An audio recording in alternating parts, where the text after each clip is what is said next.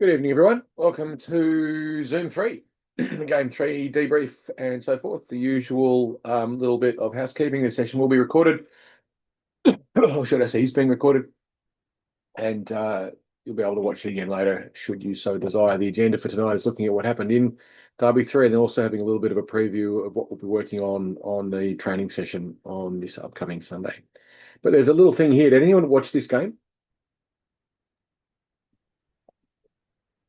Watched period 3 and OT. So do you know why? Sorry, I see the words gets a bit wobbly here. Do you know why I'm focusing on this? Uh, very long shift at the end of this overtime, and a very bad no urgency pass from Hudson that gives it away at the halfway line. There to take the 2-1 lead, Svechnikov, who's had a really tough series so far. Here's Hudson, making a play, and just an errant pass in the middle. Cross-ice pass. Cross-ice pass in the defensive zone. Play cross-ice, pay the price. And oh golly, did that cost them.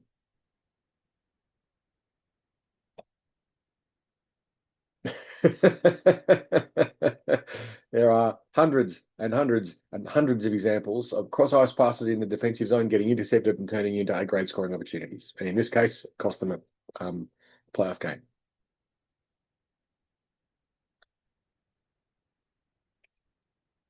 So what aren't we going to do? Make that mistake a couple of times at least. What aren't we going to do? Try to avoid it. Cross-ice pass. We're not going to do cross-ice passes in the defensive zone, are we? Is it okay to do them in the offensive zone? Yes. Yeah, absolutely. Why? Because if we're putting it across the ice into the, I guess the hot zone, then there's every chance we're going to score. Yep. Well, there's a better chance because you're making the goalie move. Goalie has to move, gaps open up. So cross-ice passes in the attacking zone are actually a pretty good choice, depending on the circumstance. What's our priority in the offensive zone, and what are we not yet really doing as well as we could?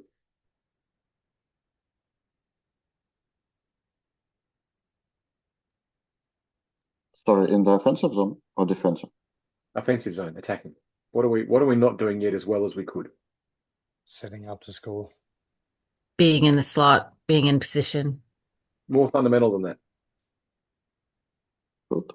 Just shooting. Yeah, we're not shooting. It's not going to go in if you don't shoot. So my priority with especially at beginner level and even as you go up through the grades, if you've got a shot, take the shot. Test out the goalie, see if you can make something happen. There's a good example here of one. I think. Just trying to find the right video. I'm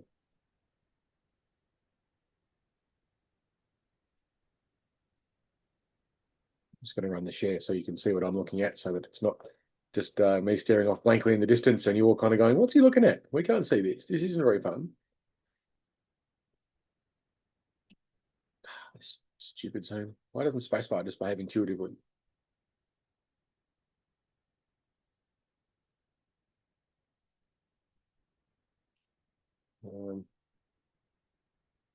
Oh no, this is just a good triangle.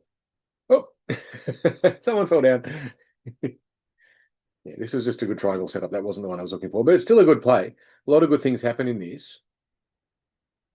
Watch what the Jokers do in particular. What did they set up? The triangle, but one low, one high. Yeah, well, that's always the triangle is going to be one low high. Yeah. It didn't start off like that, though, did it? So we go back a few frames, right, and look at what's happened here. That's not right, is it? A perfect line. But then watch what happens. This is the good thing. Things go wrong, okay, and we understand that. But watch what happens next. Apart from the falling over, what else has happened? What have the Jokers done? Gone into space. Yeah, they've realised that they've got two in the slot. Do you know how many times two players will just sit there in each other's lap for the entire offensive, and not fix it? It's like, I'm not going out, and the other one's all, I'm not going out. The one with the back to him doesn't even know it's happening. But the player that can see it is going, oh, hang on a sec, I shouldn't be here. I should be up high, and starts to move back there, and then gets a scoring opportunity, and then fluffs it. But that's okay. And that's Dana falling on a bum. Yeah, I tried to shoot the puck and then I fell Yeah. instead. But the point is that you realise the situation and fixed it. What happens afterwards? That's just a skill thing, and that will come. It's more the decision making that we're looking at. And the decision making there was seeing a problem and fixing it, which is really good.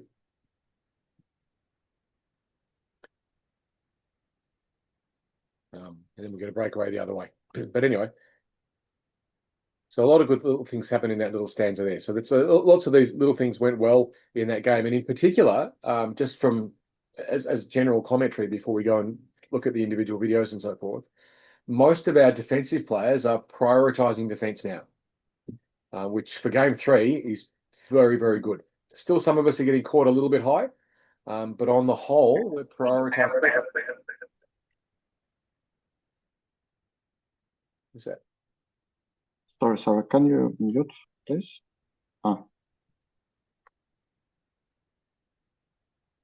Someone wanted to say something?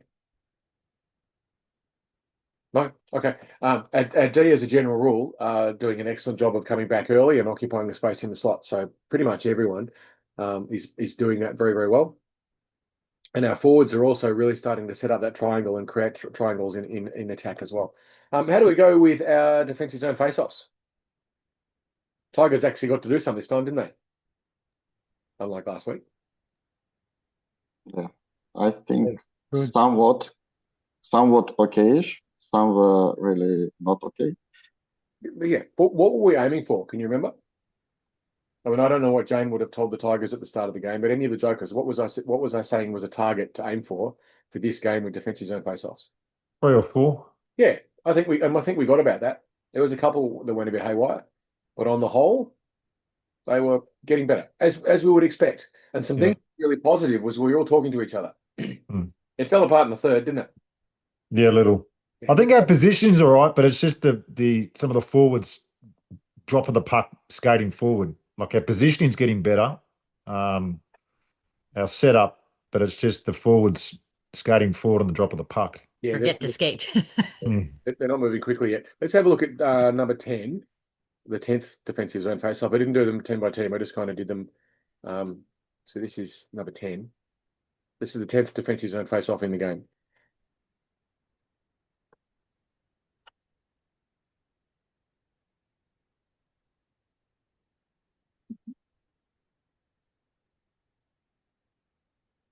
Tigers, what's happening? Yeah, defenders are not where they have to be. Well, one of them might be. Well, yeah, One of kind the of. forwards is behind. Yeah, But what are both of them doing back there? Going to fight for the puck if it comes back there? And anyway.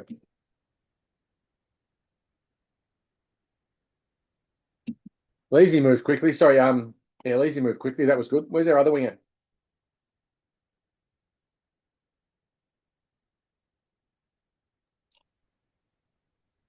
he's with the with the winger. Yeah, I don't know either.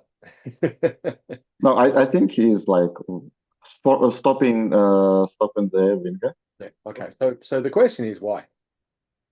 I think that's happened when I was on the ice as well, because the defender was away. I advised. I thought that this was the defender, and I advised for him to take the forward out.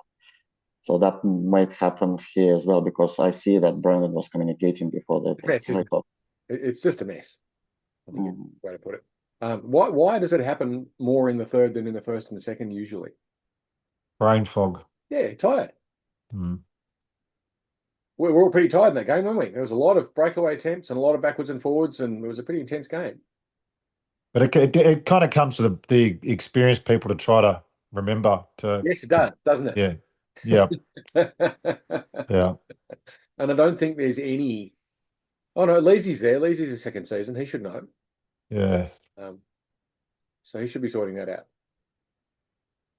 The center's job there in that situation, when you look around and you see that the player's in the wrong spot, is just to delay, stall it a bit, put your stick in the wrong place, stand across the circle, fall over. Right, all these little things you can do to slow the game down, so that your team gets a chance to do it. But then everyone else has to take responsibility for fixing it. Some of them, on the other hand, worked really well, didn't they?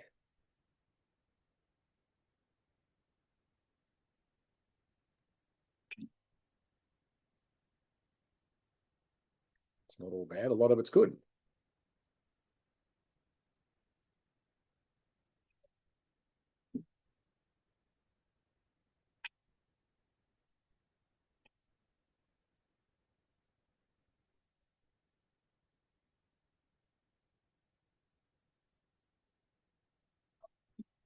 What do we see? Communication. Looks better, doesn't it? There's a lot of communicating going on too, isn't there? There's a lot of people reminding each other what to do. It's good.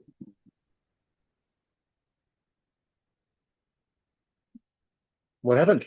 Look at those wingers go. Look at them go.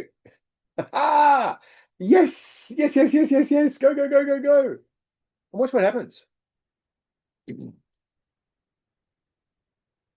Now look at the next part of it. Watch what the Joker's wingers are doing. Staying high. And what else? Well, moving across laterally. Yeah, exactly. They're doing the breakout.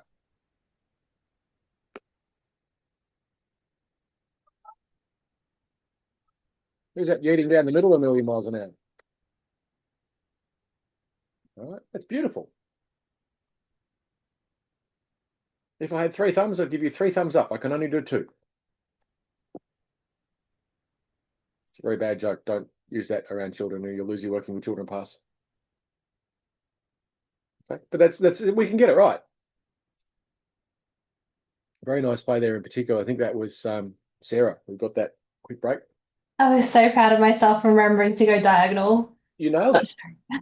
You nailed it. That's perfect. Right, you came across and then you went up the middle. There's the breakaway opportunity, and we set it up. Okay, at the end, we didn't get the shot on the net, but we created a really good scoring opportunity, and that's the point. Nicely done. All right, so I've got all of the defensive zone face-offs up on the Facebook group. You can have a look at them. I'm not going to bog down in that because we'll spend 20 minutes just looking at them, wondering why, looking at each individual example. But the point is that we can do it sometimes. Now we want to do it more consistently. That's all. And we know how to do that, don't we? How do we do it more consistently? Practice and repetition. And communicate. Yeah, and reminding each other, talking to each other. Some of you are going to forget. I guarantee some of you are going to forget, but you won't all forget. And that's how you take responsibility for it and fix it as a team.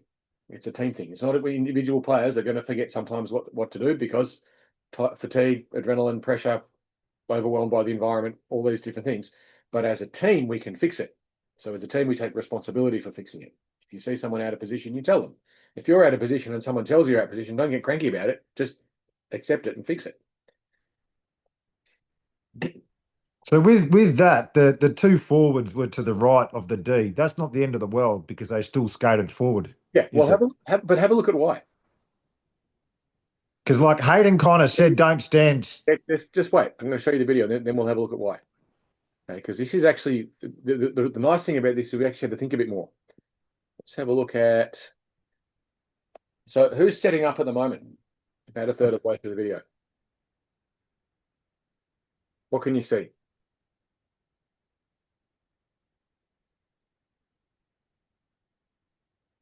As in what? What can you see? What is the Joker's defense supposed to do in the middle of the ice? Wait for the forward to come. Line up with them anyway, aren't they? Yeah. But where's the forward? In the center, in the slot. No, he's not. No. He's away. He's nowhere near it. He's waving his stick around. he's not on the hash marks. No, so what's the D going to do? Oh, waiting for them, yeah. So we have to wait, don't we? We've got to wait when he sets up. So in that circumstance, let's see how it pans out. So now where are you going to go? So now you can see the D, and I think that might be Gabe. trying to put the wingers behind him, because what he's seeing is Leasy here moving all the way across and thinking, oh, well, I've got to mark up with him. He's my responsibility, so I've got to kind of track him wherever he goes, right? Which he's doing. He's watching him and also trying to get his wingers to make sure they stay out of the way. Leasy's still trying to organise the troops. And so before they even got set up properly, the referees dropped the puck. Yeah. But the wingers have adapted to that. It's not exactly as we've described, but they've recognised, consciously or otherwise, I hope consciously, that, okay, it's not exactly how we want it to happen, but we can still do it in principle. And the puck hasn't even been dropped yet, has it? Or maybe it has just. And they're away, both of them, trying to find a lane to get through and scat up to do their jobs. That's not game 3 stuff. That's way down the really advanced. Yeah, that's what I was saying. But that's good though, even though they weren't like one of the wingers wasn't in between the two Ds. The fact that they skated the drop of the puck. Yep, still did the right thing. Yeah, exactly. Yeah. It wasn't perfect, but we adapted to reality. Yeah. I had no idea where to go. I was in the middle then. I'm like, I totally forgot the first half of the training, but I remember the run part. So I'll link it up next time. It's all good. Look, honestly, it's a learning process. And the really gratifying thing is for a lot of you, it doesn't always look exactly the same at the start, because it doesn't. It's a dynamic game, and things like in this particular case, the forwards, the other team is still mucking around. You can't get organised and set up against them when they're not set up themselves. So you're just having to adapt. But what you've done, Sarah, is you've recognised that that's not right, but you've also known what you have to do, and you've still done it.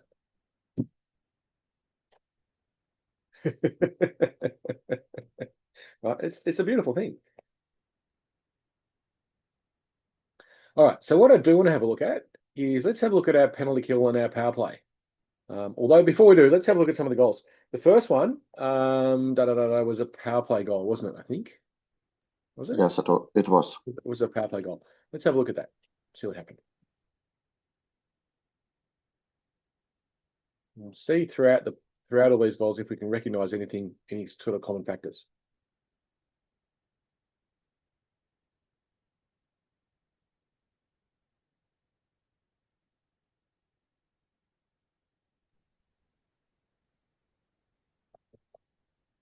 Have a look at that defensive zone setup. What would you change?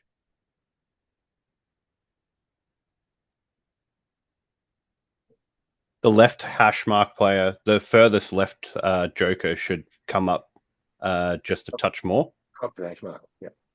Yeah. Callum's in the right place, isn't he? He's doing the right thing. I think that might be that's Amanda on the in. Is that Amanda on the hash mark there? Might be. No, that's not me, because I'm in the same line as Caleb and you. 24. Oh, that's right. Oh, that's Marley. Marley. So Marley's in the right spot. We probably want, in this situation, it's a D sitting in the penalty box. It's a Gabe. Did 2 minutes for high stick. So we're down a D. So the center's playing D. In this position, that's not necessarily a problem, because he can slot back into the spot pretty quickly. What don't I like about the Tigers setup? Evo is too high. Which one? Evo, 27 defense. Yeah, it's pinched in, hasn't he? Mm-hmm. Don't do that. It's too dangerous. If it goes wrong, and okay, you're on a power play, but even on a power play, if it goes wrong, you can set up a breakaway.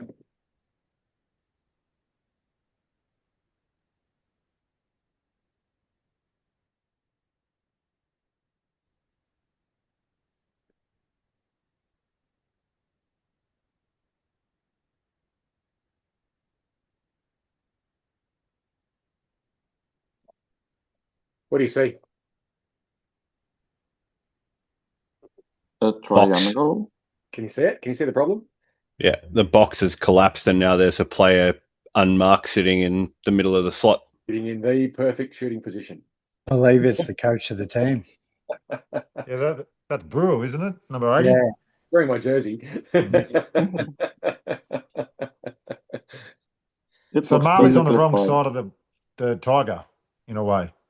She should be in down that lower. particular position, I would probably prefer to see one of the D a little higher, Yeah. but it's much of a muchness. It's just that we've kind of left a player that in that situation, Caleb might have been in two minds about maybe they're going to come behind the net. Leasy might be going to loop across behind. He might be going to do that. But probably if I was Caleb, I'd be seeing this guy and saying, righto, you're the most dangerous player here. I could take you out. Because he's right on that hash mark line, which is this is your defensive area of responsibility. So that's the one that you've got to kind of up there, lift the stick, not on my watch, not happening.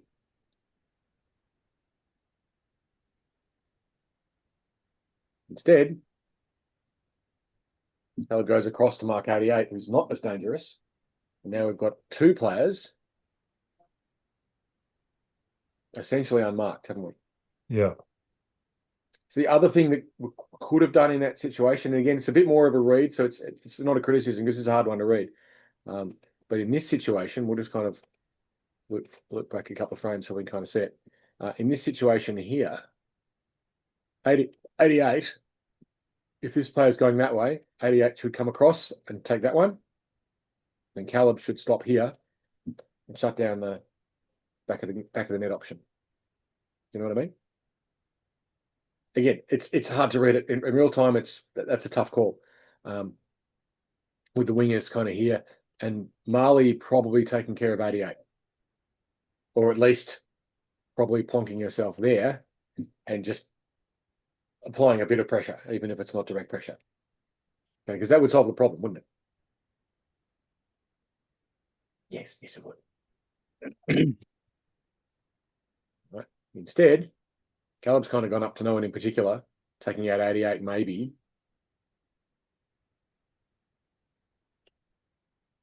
And then we just get a couple of chances to dig away and then it goes. It's a pretty good goal. It's a nice setup. That setup with the defensive pinching up, that was my fault because when I was going into the center, I looked across and saw where oh God, I forgot her name. It's horrible. But I saw where she was. I was like, stay where you are, because I could see the Joker's play was getting like pulled up the ice and creating a gap. And I was like, yeah. And I was like, yes, wait, I'll just go into that because it's power play. There's a player down. Yeah, so you read the game and that's good. But I was sort of expecting I was expecting Lee to get the park, which he did. I was expecting him to get it and shoot it as soon as he got it. That was the only difference. The other thing I really liked about this is we go back to the face-off in the first instance. Now, from my perspective, and anyone who watched the centre introduction to centre video knows the best option there for a centre is to do what? Load the slot. Yep, fire it at the net. Turn the face-off into a shot. Let's watch what happens.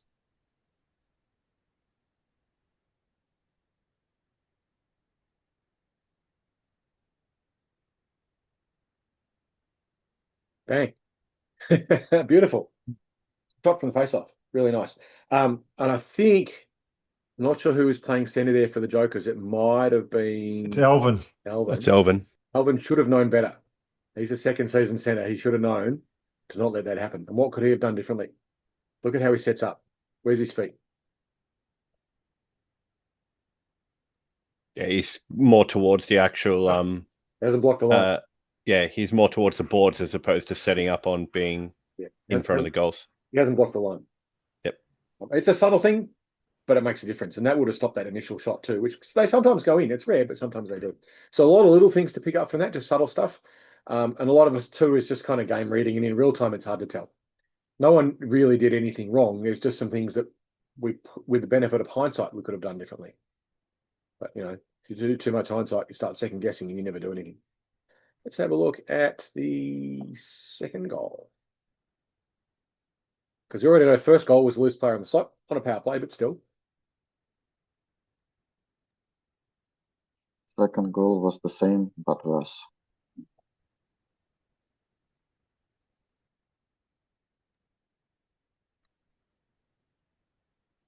Whoops, what do you see? Defense back there of the slot. An invitation to score, pretty much.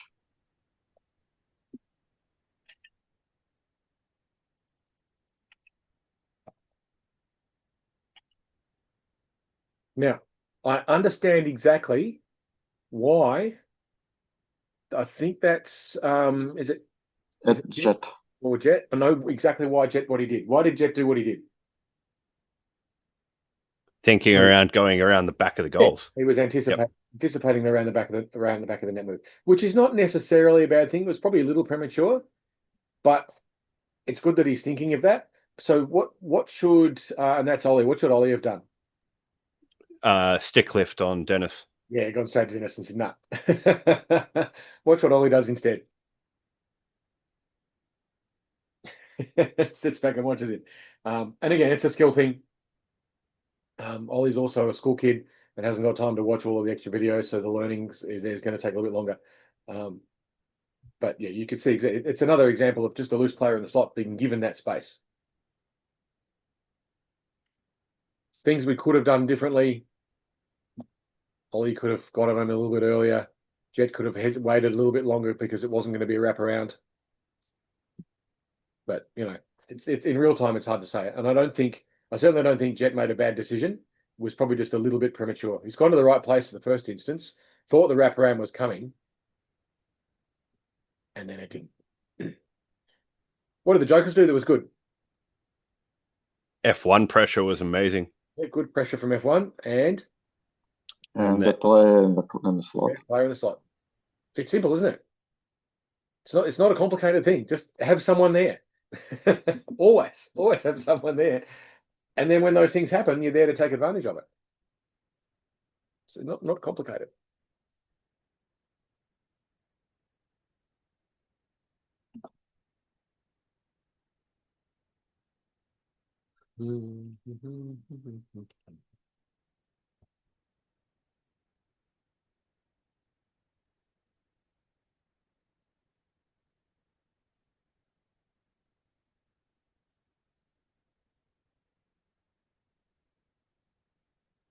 Yeah, Sarah, you got the assist for that.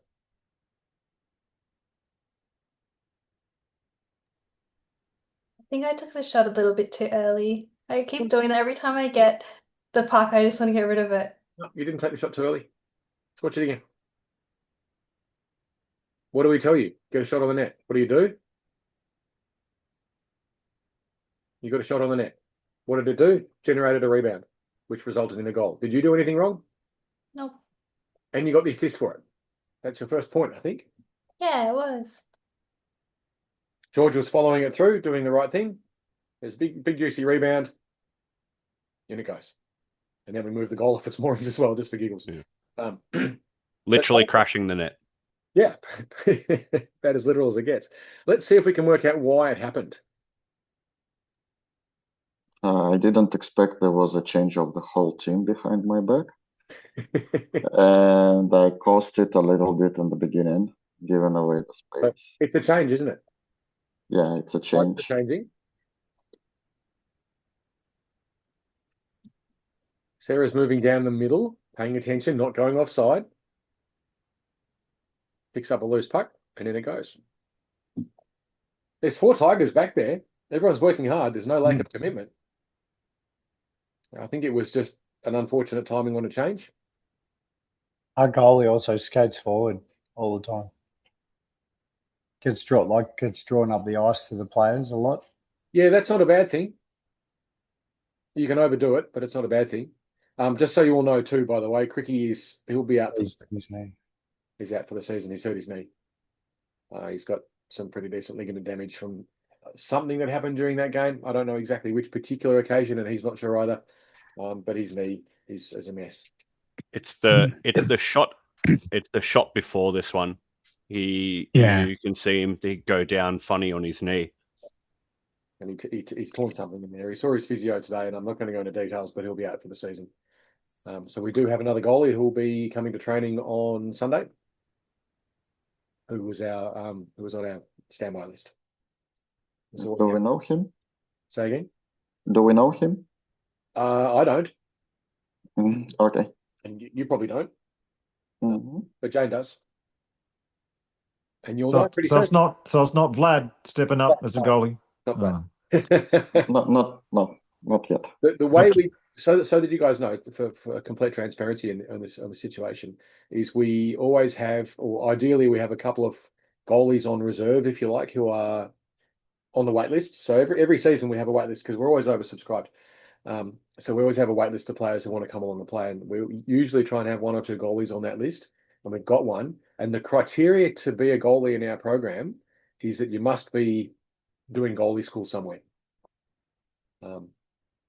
We've had a couple of occasions early on when people sort of decided they wanted to play goalie until they actually did and realised it was actually really hard, and it just didn't work. They didn't learn anything because even in Div 10, it was too hard for them, which is completely understandable. If you've done no goalie training at all and your first experience of goalieing is in one of these games, it's not much fun. That's a disaster. Well, jokers know from the other end.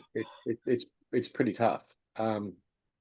So yeah, this goalie has been enrolled in goalie school. He's done, I think, a season of it. I'm not sure exact details. Jane knows all the details. I don't, and he'll be at training on Sunday, so you'll get to meet him then. So Cricky's unfortunately out for the season. Anyway, we saw what happened there. Nice play from Sarah setting it up. And you're right, Sarah, you possibly could have hesitated a little bit longer and got slightly more of a shot on it. But even not doing that, you still did the right thing. You put the puck on the net and forced the goalie to have to make a save. If like that was intentional, is tactical, do people do that? Just like a little soft shot because they know a rebound and then they know someone's right there to get it? Yep, absolutely. Yeah, you will see that on the last goal of the game. Yep. I have done that. Yep. Big juicy pads create big juicy rebounds. Someone's skating in to pick it up. Doesn't work very often, but it does work sometimes. Like every shot on the net doesn't. Most goalies make a lot of saves. A good goalie save percentage is around about 0.9, which means they save 90% of the shots on the net. It's pretty good. So you've got roughly a 10% chance every shot, which isn't very good, really, if you think about it. But if you get 30 shots, 3 or 4 of them will go in on average.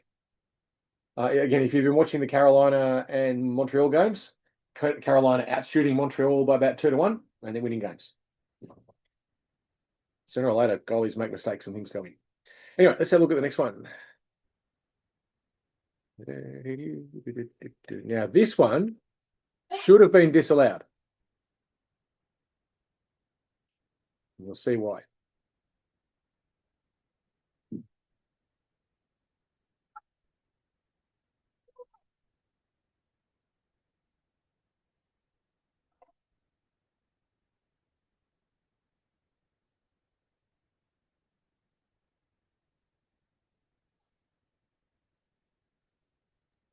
Offside.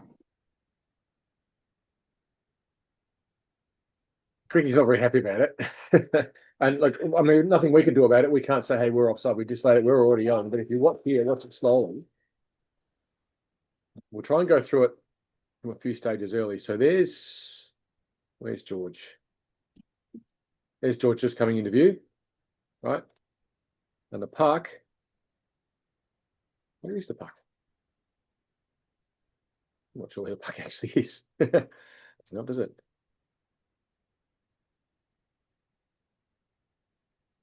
Just waiting till I can see it. There it is. So the puck's outside the zone, isn't it? All right, so it's just coming into view now. There's the puck. The George is clearly offside, yeah? Yep. Watch what happens. I'm going to go through this frame by frame. It's going to be a little bit slow. Puck crosses the line. He's offside there, isn't he? Yep. Shouldn't have been a goal. But referees couldn't see it, maybe lost attention. There's Snowy down the bottom there. Maybe he was blindsided or something or other. I'm a little bit surprised he didn't see it. But again, referees are human like everyone else. They're going to make mistakes. In that case, it was a pretty big one. If the Tigers touch the puck, would that like reverse the offside, or is it still offside? Offside. The only thing that would change the situation is if the Tigers had played it back into their defensive zone. Yeah. Because if you put it back in your own defensive zone, it wipes off the offside. But I don't think it came off a Tiger. I definitely feel like it wasn't intentional that it came off a Tiger player, so it'd still be offside. Yeah. What's the D doing? Right thing? Is that Jet, I think, maybe? That's Chet. Yeah, he's in the right spot. At that point, not an awful lot you can do. And that's a good shot. But again, it shouldn't have been allowed. It should have been disallowed as a goal. In the audio, I thought you could hear someone say offside. You can. We're all yelling it. I thought it Our was, entire team is, yeah. I'm yelling out, offside, George, offside. yeah, It's waiting for the ref to blow the whistle, and they didn't. yeah. It happens, right? And there's nothing you can do about it. I know we had a game a couple of seasons ago where I think the Jokers had 7 players on the ice and scored a goal against, I think, Yeah, and it was against us again. It was last season. it wasn't that one. It was a different one. This was quite a while ago, and it was a game-winning goal or something or other. And we're like, look, we're really sorry. We can't like I sent an email to Heinze, who was the director who took these points might matter or something or other. That goal should have been disallowed, and it wasn't. But and as Krista points out, there was a Habs goal disallowed today because they were offside. But in the NHL, they have the advantage of a whole room full of people watching the games and reviewing it, so they could pull it back and watch it. And even then, they get it wrong sometimes. Anyway, should have been offside, but still. Let's have a look at the next one. There's 2 more goals to look at.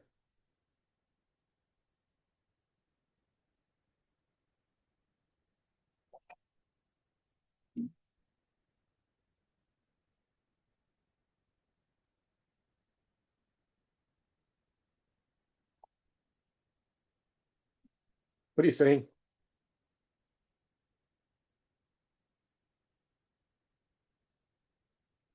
Loose player in the slot. Let's wind it back a few frames and have a look.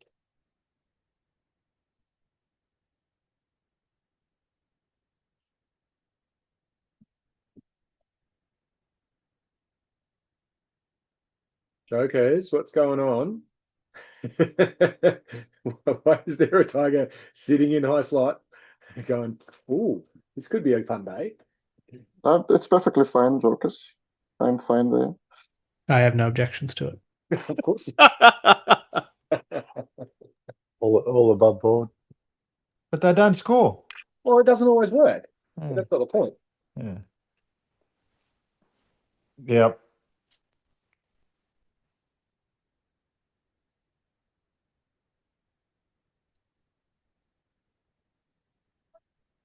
Now look what happens. Let's return the favor.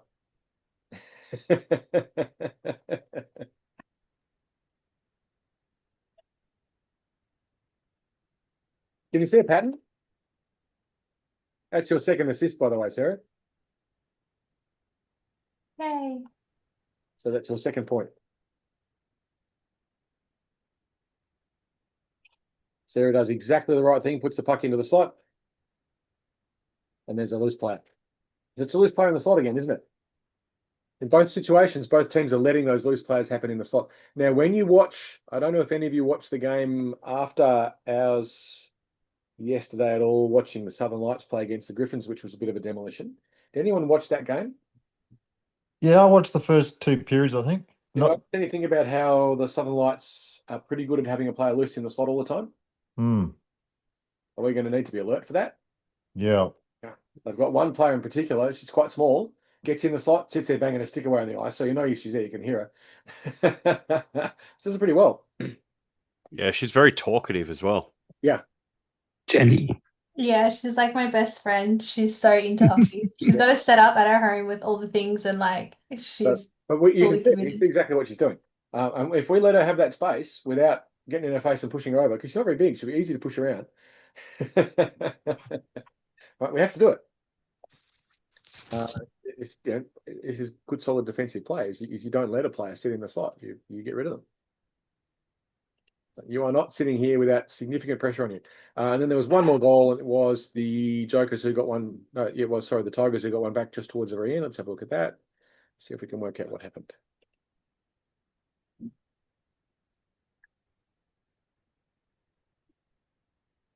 Glad lad, glad lad, glad lad.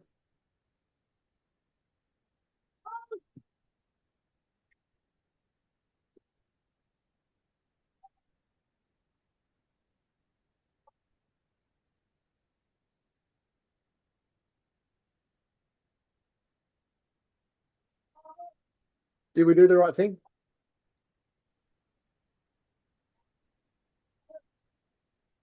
Yep.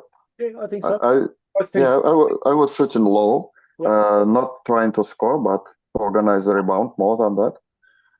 I was It tracking. worked even better. I was tracking back with Vlad, and in my head, I'm like, don't challenge, don't challenge, don't challenge, because I didn't want to challenge too high. But yeah. But what happened there is we made a challenge. 73 makes a challenge up high playing center. That's okay. It's not a bad time for them to do it. You're in the right place there, Amanda. You've done the right thing. And 35. Dennis. Dennis is the center.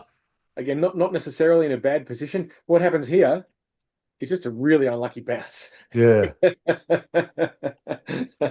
And then a half volley cricket shot is fired in by was that you? Jarvis. Jarvis? All right. And just like picked up, it looked like a half volley, and then it went. So like the thing about it is though is that a lot of these goals do come down to being in the right place and being lucky. If you're not in the right place, being lucky doesn't help. So that's a situation of being in the right place. It's just one of those things. Not a goal. I think both teams did the right thing in that circumstance, and there wasn't much different that the Jokers could have done. It was a freak bounce and a player in the right place to take advantage of it. And a goalie who, to be perfectly honest, if we watch this on the replay, Hayden would probably want that one back. Let's watch this. All right. He hasn't butterflied at all, has he? Hasn't put his foot out. If he put his foot out, that wasn't going in. He wasn't expecting that bounce at all in the first place. He said, "I was watching like it flied." But that's going to go into the corner. It's nothing to worry about. But at the same time, a goalie should always cover that stuff, and that's why. You've got to think as a goalie. You've got to be a bit paranoid. Every time they've got the puck, it's coming on the net. I've got to be ready for it. Okay, so that's that one. Consistent thing is loose players in the slot, and one of them came just from a bit of a messy change, but it wasn't a breakaway goal. The Lights will score breakaway goals. They're good at it, so we need to be aware of that. I don't want to go through the penalty kills terribly much. You can watch the videos of them yourselves. On the whole, they worked pretty well. They weren't perfect, but they were pretty good. What I do want to do now is I want to talk about what we're going to be doing on training on Sunday. We're going to be starting off practicing our breakout again, just because repetition helps with that one. We're putting more pressure on you this time around. And then we're going to be doing some defensive zone and attacking zone face-off practice. We're actually doing on the ice with guidance as opposed to just talking about it on the whiteboard before the game, which should hopefully lead to better retention. There is a reason why we structure it the way we do, and it's because it's a necessity of the time that we have, not how we choose to do things. We'd like to practice it before we use it on the game, but we didn't have that luxury because we only have the one training session and it's too busy otherwise. And then we're going to introduce a thing called a 1-2-2 forecheck.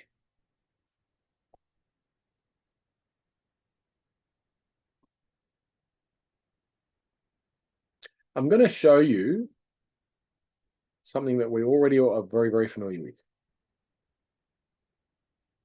And this is something that I've gone through over and over and over again in pre-game briefings. It's the heat map, right? We know where goals are scored. We've been talking a lot in training in pre-games as well, and I put a lot of emphasis on it, on the importance of what pressure does to people. Okay, every now and then I'll just kind of point at someone at random and ask them a question, and they'll kind of freeze up, bit of a deer in the headlights. Again, that's pressure. And then watching the rest of you try and help, which is also a good thing. It's deliberate. It's not an accident. I'm actually trying to provide an example of what pressure does to people, and it doesn't matter who it is, right? We all jam up. The other thing to be mindful of, and we know this now, and this should be in our heads all the time, in defense, we do not want the puck in this area at all. No. Nicht. Nein. Verboten. What's Russian for don't do it, Vlad? Nельзя. Nanya. Right? We don't Close want, enough. we just don't want the puck there, all right? It's dangerous. Random stuff happens. You can get unlucky. If that's where luck happens, is in that spot. So we don't want to put the puck there. Likewise, we want to encourage our opponents to put the puck there, don't we? So we're going to think about how we do that. And it revolves around a little bit of a Jedi mind trick. What's a Jedi mind trick? if you had to explain Jedi mind trick to someone who'd not seen Star Wars? Getting somebody to do what you want them to without them realizing that's what they're doing. Getting them to do something dumb. The stormtroopers checking out the two droids. These aren't the droids you're looking for, when clearly they were. Just with a bit of a wave of the hands and like some subtle, I don't know, whatever it is. Anyway, bullshit essentially is what a Jedi mind trick is. The idea is we want to encourage our opponents to do the dumb thing, and the dumb thing is putting the puck into that high risk area. And we do it by making ourselves look like a threat when we're not really. I'm going to show you some videos of this. This is one that actually happened in our game last Friday. The video of example, it's not the best video example, but it's an example of how it works. It's a bit hard to see, but I'll be able to slow it down and kind of show you the example. So this is my game on Friday night, I think it was. I'm in the red, where the Rock Lobsters playing against the Reapers. Which what happens? I'll play it through at real time first, then we'll slow it down and have a look.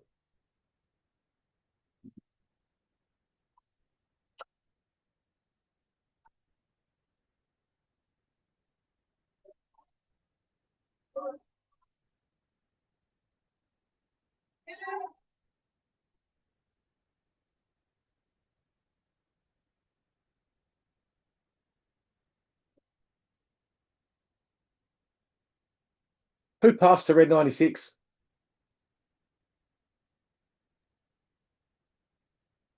The guy with the stick in the air. That guy. One of them, not one of us.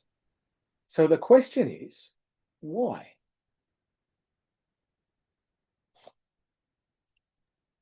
Pressure being applied by the player that's in front of the goalie now. Yeah, let's go to this view here. We'll go back enough frames, you can see it. So there's the pressure. Okay. And I want you to look at where is the Lobsters player laterally to the Reapers player. He's not skating straight at him, is he? No, he's not. Where is he relative to him? Just near the boards, so he took the option away of shooting. Taking the board option away. The two yabbies are up high, and we're going to try and set ourselves up here and here. I don't get there in time, but that's okay because my teammate does, Tommy. He gets there first. I'm still peeling away from something else. All right, that's me there, and that's Tomic here. All right, so watch what happens in this little interaction. I'm going to go through it a few frames, like slowly. All right, so that pressure's still going boardwise, and that player thinks he can't put the puck up the boards, doesn't he? He could, if he wanted to. There's no reason not to. In fact, it'd probably be a pretty good choice that none of us are there. But instead, where's the puck? Straight at the slot. We've now got a loose player in the slot in the best scoring position in the game. Donk. Oh.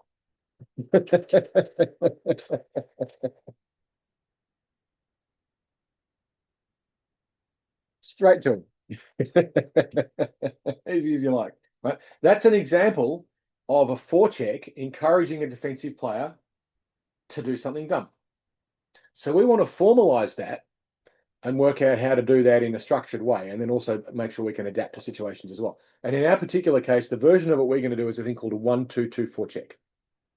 And there's a reason for why it's got that name. I'm going to show you the video of it. You won't have seen it yet. Where's my animation?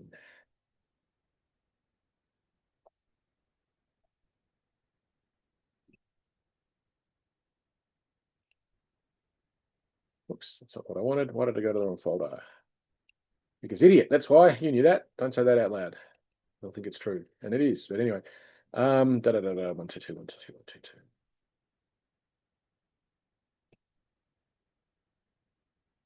How could I have lost it?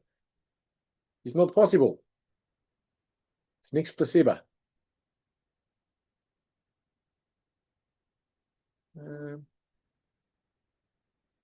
Where's my animation gone? Oh, there it is. Got it. Here we go. Sorry. You had it somewhere obvious. And I found the obvious place. Here we go. So this is what it looks like top down. Okay. It's red versus green. Red is going to apply the forecheck. In this particular case, green have the puck down deep in their defensive zone. With the puck, pretty common situation. Let's watch what happens.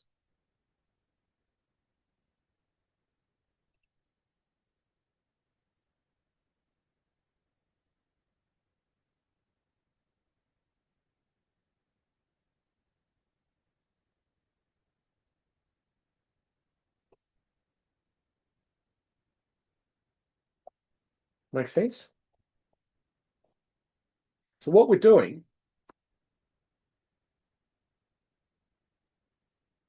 is we're applying the forecheck, and F1, which is the first forward, the terminology we use, F1 is the first forward in to get into the zone. F2 and F3 are the second and the third forwards coming in. So F1 in this case is the left wing, and F1 is going to do that along the boards and then turn towards the player. That player is doing what?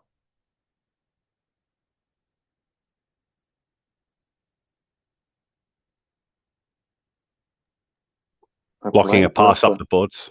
The expression we use for it is taking the boards away. Are they actually really blocking it? In a degree. Yeah, a little bit. Would it be easy enough to chip the puck past them? Yeah. Yeah, pretty easy. But why don't people?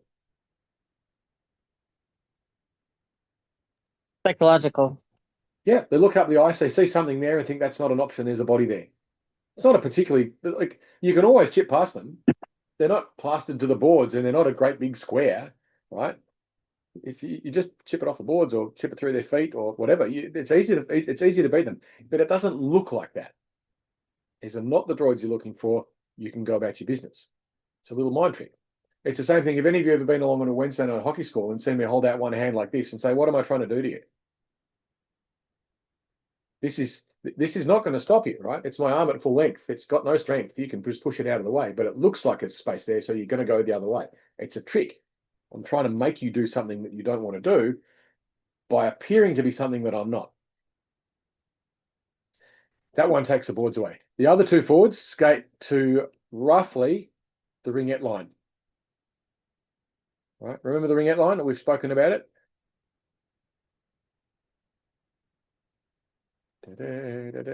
Top of the circles.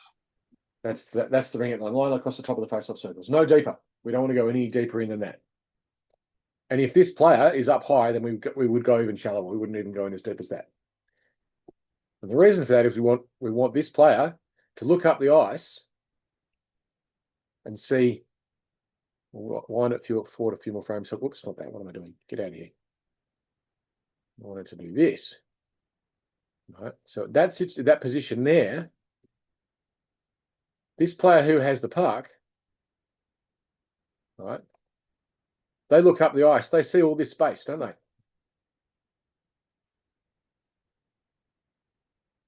What do they think?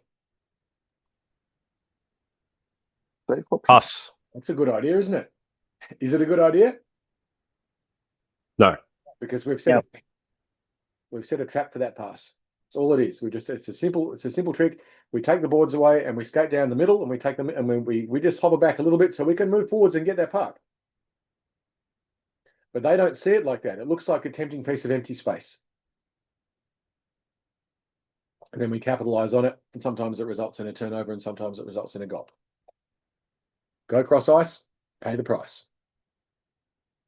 All right, so that's a 1-2-2 forecheck. The way we're going to do it at training is we're going to line everyone up on the other side of the red line and attacking lines, and myself and one of the other coaches are going to be back here pretending to be the defending team, and we're going to get you to skate up and apply the forecheck on us. And if you take the boards away from me, I'm going to do the dumb pass across the middle and you get a chance to score a goal. If you don't take the boards away from me, I'm going to pass the puck up the boards. So there'll be consequences for getting it wrong. Okay, this is particularly important for wingers. Wingers are the ones who usually apply that check. Under what circumstance would we do it?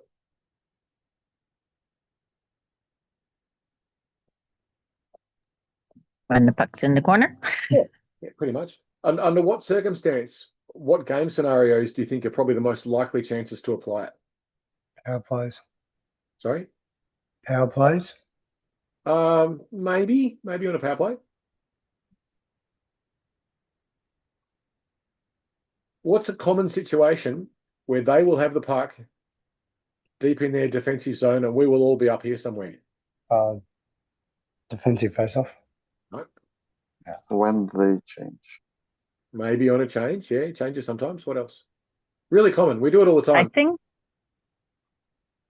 Go on, Dana. Sorry, when it's been shot down from the other end. Mm-hmm.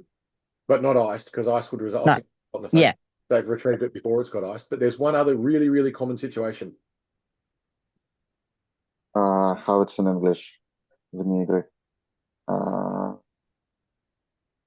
Not play offside. Offside. When we're offside, we're all going to have to go back out, aren't we? Uh-huh. It gives us a chance to set up. So think, if we're caught offside and they're in deep with the puck, they're probably going to hesitate a little bit. Usually they do, which gives us a chance to set up a 1-2-2. And usually what happens, not always, but usually, it's quite common, is you will wind this all the way back so these players are out of the way and it doesn't look so congested. Let's get all them out of there. Right. Usually what happens in offside is you have one player who's offside, don't you? And the other two are up on the blue line, aren't they? Saying, offside, offside. And that player has to skate out, don't they? Common enough situation. We've all experienced it now, haven't we? Yep. When that happens, if you're one of the two other forwards that are up here on the blue line, what can you also be thinking about?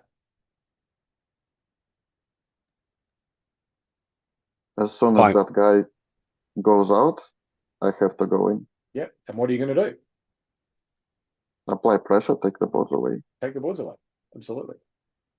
And then the other two players can turn around and come back in and stay high. So we've got a player who's offside. They've got to come out.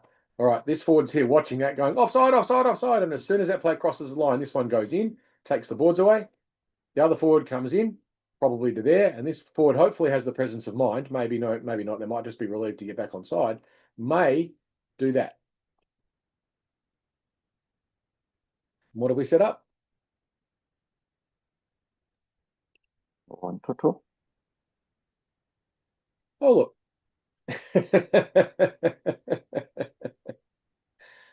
And sometimes they'll do a cross ice pass. And sometimes that will go straight to us. And sometimes that will be a goal.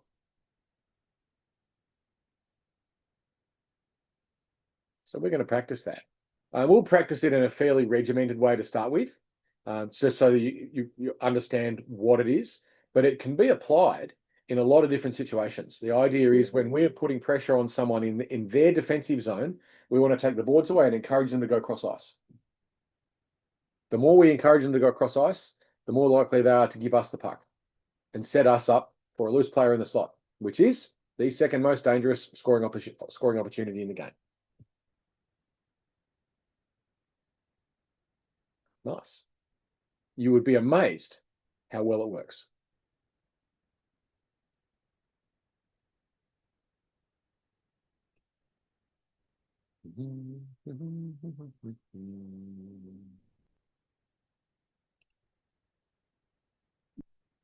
This is a grand final between our Def Squad program and the Big Deals from a couple of seasons ago. About 4 or 5 seasons ago now, I think. I can't remember exactly what year it is. Let's see what happens.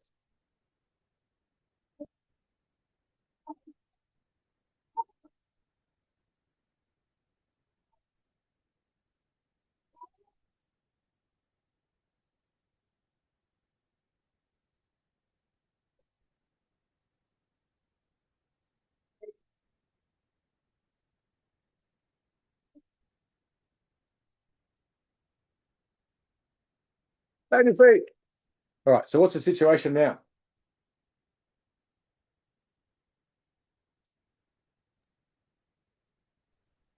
Center should be calling that your defender has time here. Maybe.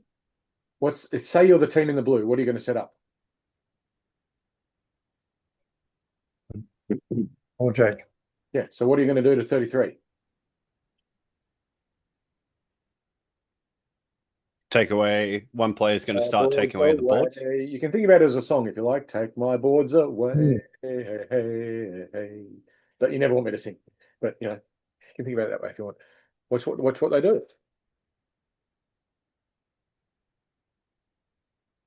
Where's the pressure? He's got his stick out the wrong side. I'd probably prefer to see him have the stick on board side rather than open side. But he's closer to the boards than that player, isn't he? What else do you see?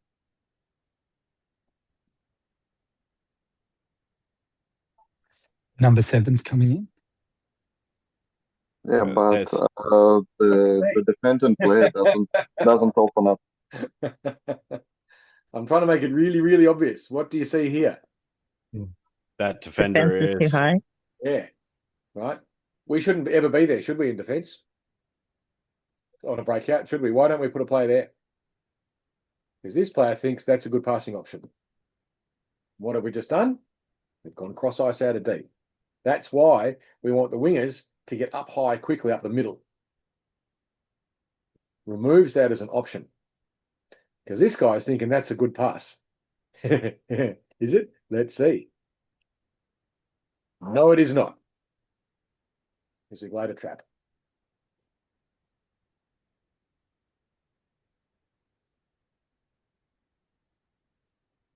Here's another really nice example of it. It's just a general principle.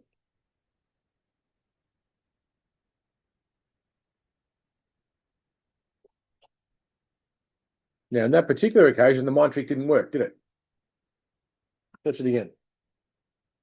Watch 18 in the green. Right?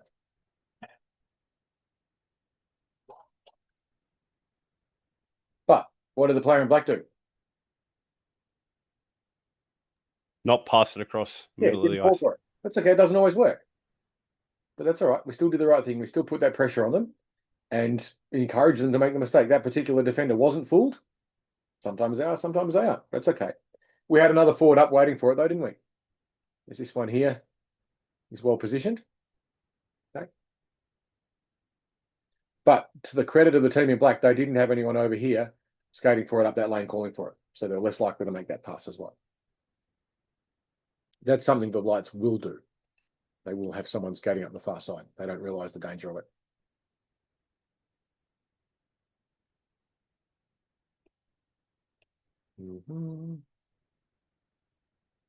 It's another example. This was last season, I think.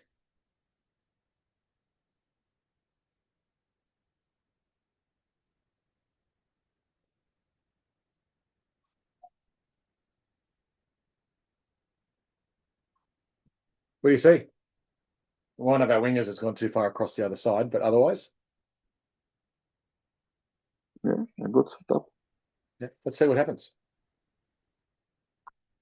Straight to us. Now, we do tens, we fluff it, but same thing, right? And that happened because the forecheck took the boards away. Let's watch it again. So these two, one of those two is going to be F1, aren't they? Isn't it? I don't know if it's this one or this one, but one of those two has to. So in that particular instance, if you're one of those two players, what are you going to do? Take the decision and communicate it. And communicate it. Say, I'm going in. You stay high, or something like that. Or mine. Even just mine is good enough. Right? Or me, you stay. Or what I do in that situation is I'll actually wave my hand back to the other player. Say, I'm going in, you stay back. Because I don't have to say anything and they can hopefully see it. But as long as there's some form of communication that makes it fairly obvious.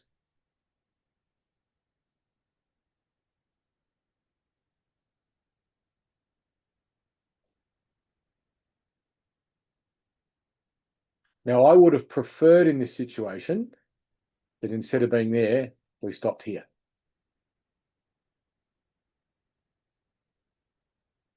Because how can I forget your name? Sorry, that's Kate McIntosh. When she skates all the way over here, she takes herself away from being a threat. She's now no longer part of a trap. She should have stayed up here rather than dropping down below the top of the line. So remember that line across here? We don't want to go in deeper than that. So there's two reasons for that. What are the two reasons for why we don't want to go below the top of the face-off circles as F2 and F3? Is it because it gives you enough time to get the puck steady and then take a shot? That's one reason, absolutely. What's the other one? So the defender thinks there's open space?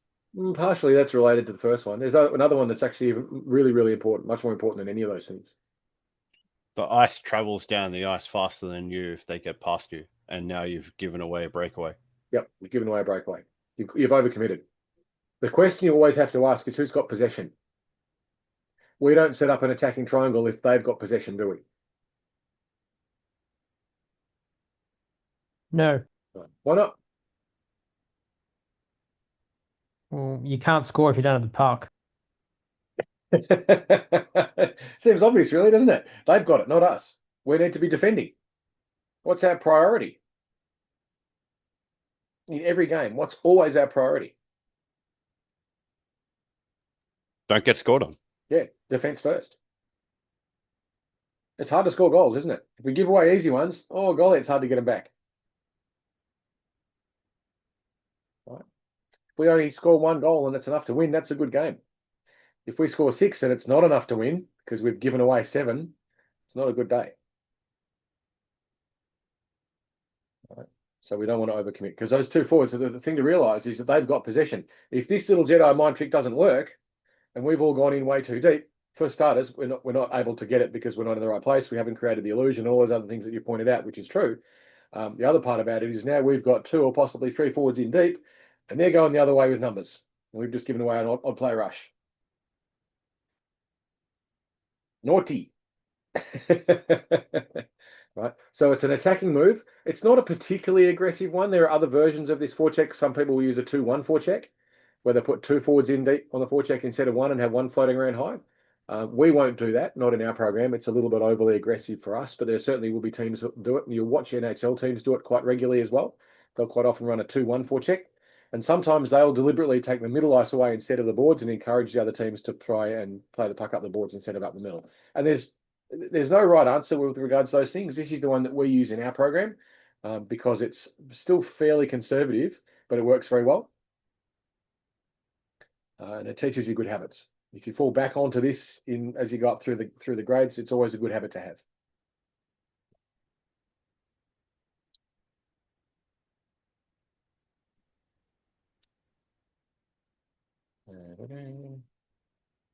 This is another one. Here's another example of it. This is a little bit more open play rather than quite as structured, but it's still the same basic principle, although this time it's actually kind of done accidentally. This is in a grand final last season, and it's the Swoopy boys in the black against the Swayzes in the white. Let's watch what happens. We'll run it through once or twice so you can kind of see it, and you'll see if you can work out the principle that's being applied. Yeah, but it wasn't clean. That comes back the other way. The Swayzes look to clear it out, but they put it straight into the slot. Shot is fired. And that's a gift there to Martin DeBono. Swayze's making the classic mistake of putting the puck into the slot by choice. So Fontana and DeBono was there, just went glove side on Rob Power, and we're all tied up at 1 goal apiece. Exactly where you do not want to put the puck as a defending team. DeBono, the beneficiary. Now, the reason that happened tied up at 1 goal apiece is we're going to go right back to this part here and have a look at. This is Lockie Walsh, and that's I don't know the name of the player there for the Swayzes. But watch what Lockie does. So in this situation, can he take the boards away? No. Watch what happens. Watch what he does. Well, he does. Let's watch it. Let's go through it slowly. Where's he skating to? Up the ice. Yep, and then between the board. Yeah, so he's going to try and take the board option away. And in that particular position there, he's actually got into space, and you can't see the Swayze's player. He's still just stuck in the corner trying to pick up the puck, right? But he's done the right thing. He's come back, staying between, trying to get between the puck carrier and the goal, and then as he's seen him stop, he's curved towards him and taken the boards away. Now, it's only subtle, but that's the principle. And DeBono here was caught way too deep because he'd fallen over or something or other. Let's go back a few frames and watch what happened to DeBono. This is quite funny. I spoke to him afterwards and he said, I couldn't believe it. It's back the other way. There he comes, just coasting back. And I just pass it straight to him. Oh, I'll have it. I'm not going to say no.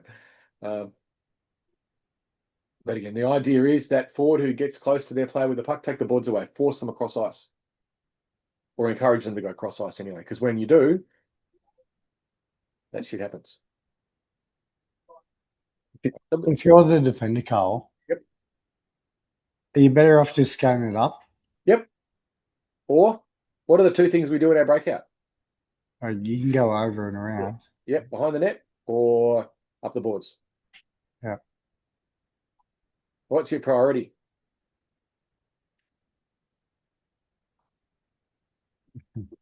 Clearing it out or Get the puck getting out of it. the zone. Yeah, get the puck out of the attacking zone. That way they can't even be in there. They have to turn around and leave. If you turn them around, it's a good thing. Priority is get the puck out of the zone. We never want to see players mucking around with the puck in our defensive zone. Okay, quite often you'll see it. Someone's like here, and they start getting cute, doing fancy puck handling and skating across with the puck. Instead of getting it out, get the puck out here, and then you can start to muck around with it. But don't muck around with the puck here. Right? Get it out first. It doesn't mean dump it for an icing, but it does mean get it out of the zone fast. Because then all of the opposition have to leave the zone before any of them can do anything. And that buys us time and shuts down any of their attacking options. I will be speaking to Gabe because he's got in a bit of a habit of doing it. It's like, mate, seriously, get the puck out of the zone. Right? You don't want to be mucking around with it here. Get it across the line, and then you can muck around with it. Otherwise, we fall victim to exactly the same thing. Right. That'll do us for tonight. So we've been through a little bit about the game on the weekend, which was a really good, tight, close contest. And obviously, we hope Cricky's okay. He won't be with us for the rest of the season, unfortunately.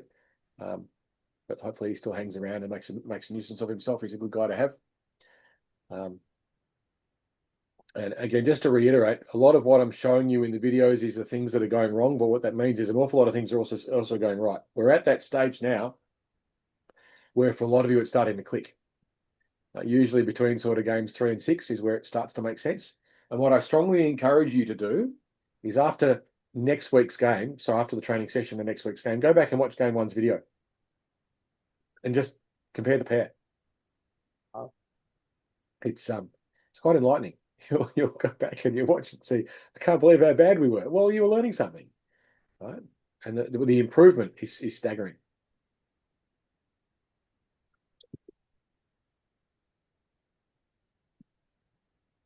Any more questions? Christy, you made some really nice moves in that game too. It was good to see. Did you watch back the two bench minors? Yes. That they were actually legitimate, weren't they? The 2 bench penalties for too many players. Yeah, because they, especially the second one, they kind of skated towards the boards, not the gate. And then it looked like they were just meandering against the boards, and then someone got on. You know what I mean? Like yes. Like shouldn't we skate towards the gates? Yes, as a general rule, yes. So certainly our plan is off by the gates on over the boards. Yeah. And that's how we do it. So it's usually fairly obvious, but you can go off over the boards as well. And if you're in the process of trying to do it, then it doesn't count as too many players. Yeah, like obviously because Dennis fell over, so that was bad luck. Yeah. But then the person that changed with Dennis played the puck like straight away. But so, that should actually be okay because Dennis was in the process of changing. He just fell over. Yeah. Yeah. And that's if you're in the process of changing and you're not actually playing the puck can even hit you. Yeah. And it doesn't matter as long as you don't actually play it. But Travis is a bit overly zealous, I think, with that particular rule. Yeah, no, he was last year. I remember that. But I just watched it and I'm like, I could kind of see where it was because absolutely. And from his perspective, you could understand why he made the call because we had 6 players on the ice at the time that he blew it. And the player wasn't actually getting off the ice because he'd fallen over. He was trying to. Yeah, and the second one, they were kind of just like standing against the boards, and it was like they weren't near the gates. You know what I mean? So you don't have to be. Yeah, no, not compulsory to go off through the gates. I prefer it if you do for a couple of reasons. One, it's safer. If someone's going over in opposite directions with skates flying around, you know, there's a skate in the air. There's someone's body. Skates are not pretty when they run into each other. I mean, and if you haven't got long legs, it's quite a way up. Yeah, it is. It's quite difficult. Whereas we've usually got 2 people on the gates. We're opening up for you. Just go off through the gates. Yeah. And then it's obvious, and you can stand there and wait for the gate to open, or even be trying to open the gate. And if it hits you, again, it shouldn't be called for offside. Yeah. Sometimes it will. sorry, it shouldn't be called for too many players, but some referees are going to interpret it that way. Yeah. You just got to suck it up. Yeah, I didn't think it was as bad as what I thought on the ice. That's all. When I watched it back, I thought it wasn't as, yeah, that was all. In my opinion, they probably shouldn't have been called as too many players because we were in the process of changing. But that's Travis. It's how he calls it. He's a referee. He decides what reality is, and we have to deal with it. Yep. Look, to be perfectly fair, it gives us a chance to practice our penalty kill. Is that a good thing? No, it's not bad. And you get a chance to practice your power play as well. So all of these things are good. If it happened in a final, you'd probably be a bit cranky. Oh yeah, you'd be yeah, yeah. From the point of view of certainly where we are in our season, it's a great learning opportunity. Give us more penalties, you know. We get to practice our penalty kill. We get better at it. Yeah. Every now and then we've actually deliberately organised penalties so that we could practice penalty kills because the team maybe hadn't had a penalty for 3 or 4 weeks. It's like we haven't been able to practice our PK. We don't know if it's going to work or not. Let's make a penalty. It's better than going around high sticking someone or tripping them. Yeah. Oh, it's easier to do. Just throw an extra player on the ice. There's a moment in the game that's really funny that you probably don't see very well in the recording, but Vaughn did notice it, I guess. I thought that I was going to try and lift the puck over the goalie's arm, but it ended up just landing right in his glove. And so there's a moment where we're both just looking at it like, how did this just happen? You remember when it was? No, I think it might have been in the second period. I can't remember. All right, we'll see if we can track it. See if you can track it down. We'll have a look at it later. Yeah. There's a million funny things that happen in these games. Every now and then, the really funny part about it from our perspective as a coaching group is sometimes we forget that you're beginners, especially as the season goes on, because you start to play some really good structure. And this is just a compliment for all of you as players at the moment as you go. Some of the Div 9 players were watching the Div 10 game, watching your game. And in their group chat, we've got some friends in their group chat who said, I can't believe how well those Div 10s were playing structure. It was beautiful. It's better than us. I said, yes, it is. Because it's what we do. We work on that structure. And it's a compliment to you guys for participating in the Zoom sessions and learning and being involved in it. And showing up and that sort of stuff. It makes a difference. It really does. But every now and then you fall over because you're beginners. And it's kind of funny. Not in a cruel humor sort of way. It's just like, oh, hey, Div 10, they're going to fall over. Or fan on shots and that sort of stuff. Or pass it directly to the goalie's glove.